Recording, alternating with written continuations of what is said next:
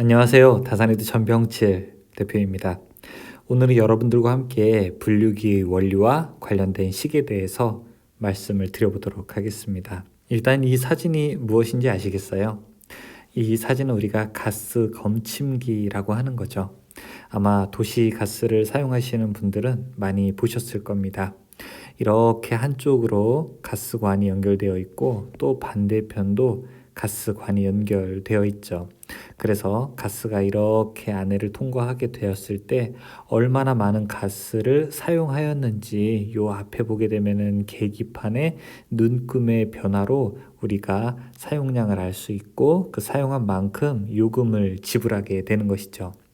이 가스 검침기는 직렬이냐 병렬이냐라고 우리가 굳이 설명을 한다면은 이렇게 연결이 되어 있기 때문에 직렬로 연결이 되는 겁니다. 물론 이 오른쪽 끝에는 여러분들의 가정이 있게 되는 것이죠. 그러면 왼쪽에는 바로 공급하는 측이 있게 되는 것이죠.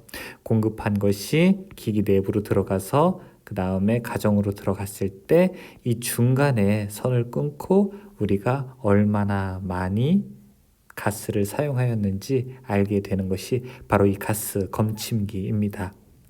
이렇게 생각한다면 여러분 지금 보시는 전류계도 그 원리가 다르지 않습니다. 어느 하나의 전기 회로에 이 지나가는 통로 중간에 이 전류계를 놓는 것이죠. 예를 들어 자 이렇게 여기 전원이 있게 되었을 때 여기 쭉 회로가 가다가 어느 전류계를 통과하고 반대편에서 부하를 연결하게 된다면은 이 부하로 가는 전류의 양이 얼만큼 되는지 그 크기를 알 수 있을 것입니다. 여기 지금 그림에 보이는 전류계는 0부터 눈금이 50까지 되어 있으니까 최대 50A를 측정할 수 있는 이런 기능을 가지고 있네요. 자, 그런데 가스 검침기와는 다르게 이 전류계는 이 끝에 측정할 수 있는 최대값이 전류계마다 이미 결정이 되어 있습니다. 사실상 전격 전류라고 볼 수 있는데 본인이 견딜 수 있는 최대 전류의 크기가 바로 이 바늘 끝에 있는 크기라고 할 수 있겠죠. 만약에 지금과 같은 부하에서 50A를 사용한다면은 50A 이하를 사용한다면 이런 전류계를 사용하는 것이 아무런 문제가 없겠지만 근데 부하가 50A가 아니라 한 100A 정도 최대 올라갈 때에는 이 50A짜리 전류계로 100A를 재게 된다면 아마 전류계는 소손될 것입니다. 따라서 50A짜리로 어떻게 100A를 측정할 수 있을까라고 하는 우리가 근본적인 물음을 던질 수가 있고요. 마침 우리는 지난번 배율기를 배웠던 경험을 비추어 봤을 때 이러한 분류기 개념도 어렵지 않게 들어갈 수가 있는 것입니다. 어느 도선에 전류가 흐릅니다. 이 도선에 얼마만큼의 전류가 흐르는지는 그 도선 중간에 이렇게 암페어미터, 즉 전류계를 설치하게 되면은 이 도선에 얼마만큼의 전류가 흐르는지 그 크기를 알 수가 있죠. 그런데 문제는 여기에서 걸려있는 부하보다 훨씬 더 측정 범위를 넘는 전류가 흐를 때는 이 전류계는 측정의 한계를 갖게 된다는 것입니다. 그래서 이렇게 부하로 전류가 흘러가게 되는데 이 부하에 흐르는 전류를 줄이기 위해서는 이 전류계에다가 조금 더 쉬운 길을 만들게 되면은 이제 전류는 혼란에 빠지게 되는 것이죠. 즉 길이 하나밖에 없을 때 검은색 길밖에 없을 때는 이렇게 통과를 해서 부하로 가지만 이제 빨간색 길이 만들어지게 되면은 전류는 여기까지 와서 갈림길에서 고민을 하게 되는 거죠. 이 전류계로 갈까? 아니면은 이쪽 아래로 가게 될까? 여러분들도 왜 길이 두 개 있으면 고민하게 되죠. 어떤 게 더 빠른 길일까? 어떤 게 더 편한 길일까? 예를 들어 우리가 자동차 운전하시는 분들은 어디가 더 막히지 않을까 고민하게 되는 것이죠. 전류도 똑같게 됩니다. 우리는 전기 회로 이론을 통해서 이 저항이 병렬로 연결되어 있을 때 어느 쪽으로 전류가 더 많이 흐르는지를 공부를 하게 되었습니다. 자, 이렇게 R1과 R2가 저항이 두 개 있을 때는 전류는 어느 쪽으로 더 많이 흐르게 될까요? 결국 R1에 흐르는 전류를 I1, R2에 흐르는 전류를 I2라고 하게 되면은 저항이 작은 쪽으로 더 많은 전류가 흐른다라고 하는 것을 알 수가 있습니다. 자, 위에 보시는 이 암페어미터, 즉 전류계도 이렇게 저항과 다름이 없습니다. 이 전류계도 분명히 스스로 가지고 있는 안에 내부 저항이라고 하는 것이 있기 때문에 그렇죠. 만약에 이 전류계가 가지고 있는 저항의 크기가 10옴이고 이 반대편에다가 10옴의 저항을 넣었다면은 똑같이 전류는 이쪽으로 그 다음에 이쪽으로 서로 반반씩 흐를 겁니다.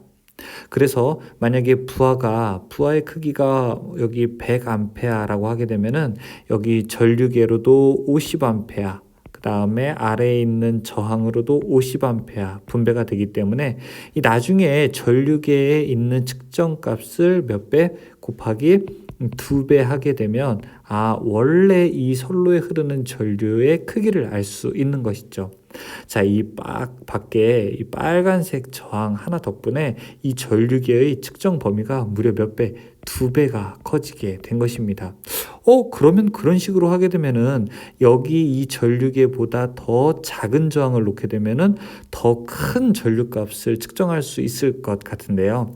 자, 이 옆에 달려 있는 저항이 이제 보통 녀석이 아니네요. 이제부터 이름을 우리는 전류를 분배한다고 해서 이름을 이제부터는 분류기라고 부르게 되었습니다. 여러분들 영어로는 션트라고 부르게 되는데요. 자, 이것은 우리가 기찻길 같은 데서 기차 선로를 이렇게 분류할 때 사용하는 이런 기차 선로 교환 장치도 역시 션트라고 하게 됩니다. 기본적인 개념을 가지고 와봤습니다. 여기에 전압원이 하나 있고요. 자, 이쪽에서 쭉 전기가 연결되어서 전체 흐르는 전류를 I라고 하게 되고, 이 I는 일정한 전류는 바로 이 전류계를 통해서 흐르고요. 그 전류를 이제는 I0라고 하게 되고요. 그 다음에 일정 전류는 옆에 분류기를 우리는 이제부터 분류기에 있는 저항 크기를 RS라고 하게 되고, 이 분류기에 흐르는 전류를 IS라고 놓겠습니다. 물론 이 전류계에도 이 저항이 있기 때문에 그 저항을 이제는 R0라고 하게 될게요. 그래서 제가 일단 정의하는 건 I0, ISI, R0, RS입니다. 그런데 여러분, 이건 제가 이제 정의한 일반적인 좀 책에 나오는 정의고요.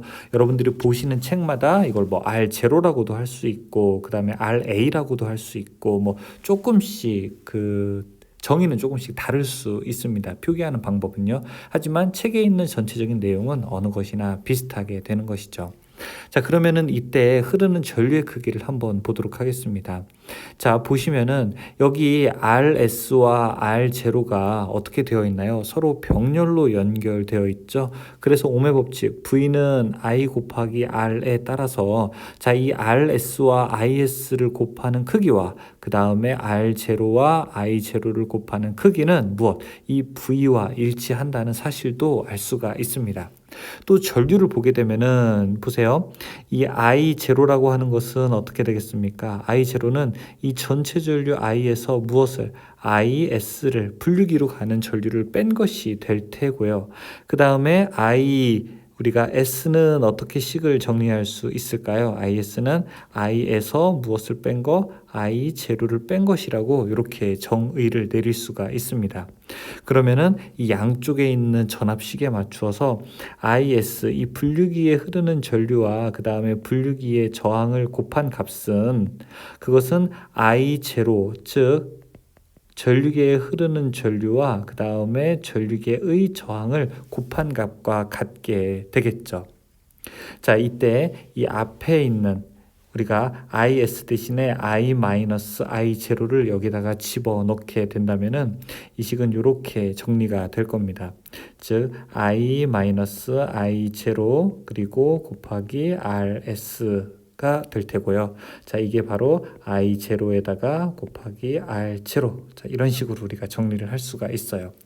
그러면은 RS는 어떻게 될까요? RS의 식을 놓게 되면은 이 양쪽을 I-I0로 나누어 주게 되는 것이죠. 자, 그러면 여기는 i 마이너스 i 제로 그 다음에 분의 그 다음에 i 제로 곱하기 r 제로 식을 이렇게 놓을 수가 있습니다.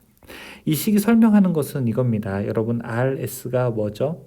자, 분류기 저항을 그러면 몇 옴짜리 넣어야 되지? 라고 하는 우리의 그 질문이죠. 즉 분류기의 저항이고요. 이 분류기의 저항을 도대체 몇 옴짜리를 넣어야 내가 원하는 값을 측정할 수 있는지 바로 그 크기를 설명할 때 이 식을 사용하게 됩니다. 예를 들어 이런 경우를 한번 보도록 하죠. 제가 가지고 있는 전류계가 1A까지밖에 측정을 하지 못한다고 한번 해보죠.